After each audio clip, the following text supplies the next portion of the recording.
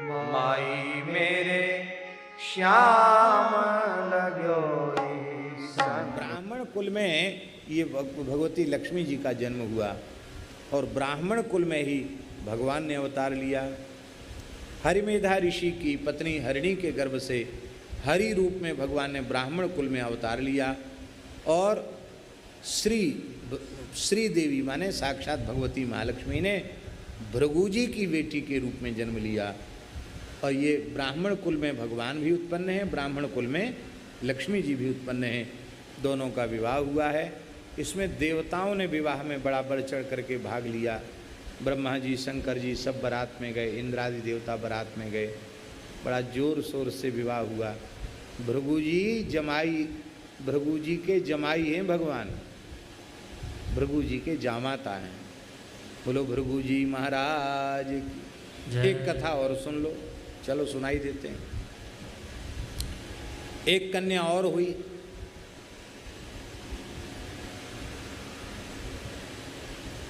उस कन्या का नाम था दरिद्रा। वो लक्ष्मी जी से बड़ी थी, इसलिए उनका नाम ज्येष्ठा हुआ।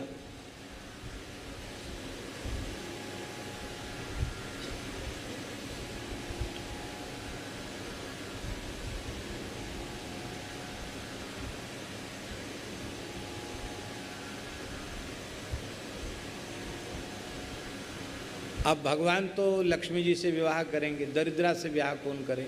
और दरिद्रा बड़ी है, बड़ी के ब्याह के बिना छोटी का ब्याह कैसे हो?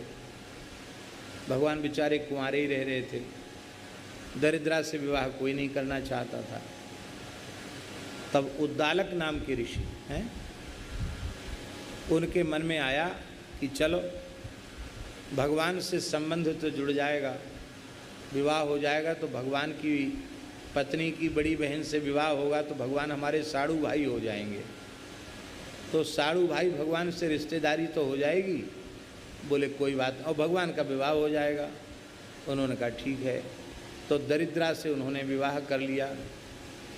अब दरिद्रा देवी जैसे ही आश्रम में पधारी, बोले ये गौ सेवा बंद करो, एक गायों के रवाने का शब्द हमको प्रिय नहीं है, ये वेद पाठ हो रहा है ये सब बंद करो, स्वाहा स्वधा तर्पण श्राद्ध ये सब बंद करो। ये जहाँ रहता वहाँ तो हमारी बड़ी बहन लक्ष्मी जी रहती हैं, जहाँ ये सब कुछ नहीं होता वहीं मैं रहती हूँ। दरिद्रा है ना। बोले भाई आश्रम की गतिविधियाँ तो बंद नहीं हो सकती। बोले यहाँ तो मैं नहीं रह सकती। तब उन्होंने उनको पीपल के नीचे बिठा दिया, बैठ जाओ देवी पीपल के नीचे, और बिठा दिया तो बिठाई दिया, बोले यहीं बैठो। पीपल के नीचे बैठ गई बेचारी। अब रोना शुरू किया दरिद्रा जी ने, ना हम इधर की रही ना उधर की रही, हमको तो आश्रम से बाहर निकाल के पीपल के नीचे बिठा दिया। लक्ष्मी जी को अपनी बड़ी बहन की बड़ी चिंता, तो नारायण भगवान के साथ लक्ष्मी जी शनिवार को पीपल के नीचे आईं अपनी बहन को सांत्वना देने के लिए, तो दिन भर वहीं रह गईं। इसलिए शनिवार के दिन नारायण के सहित लक्ष्मी जी पीपल के नीचे ही विराजती हैं। इसलिए शनिवार के दिन पीपल को दंडवत प्रणाम करना, हो सके तो पीपल में भारतीय देसी गाय का दूध, उसमें थोड़ा सा गुड़, काला तिल और कुछ तेल मिश्रित करके पीपल में चढ़ाना।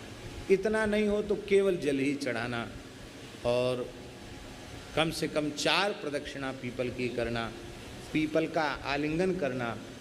सैकड़ों जन्मों में भी वह व्यक्ति दरिद्र नहीं होता जो शनिवार को पीपल का स्पर्श कर लेता है, कभी दरिद्र नहीं होता।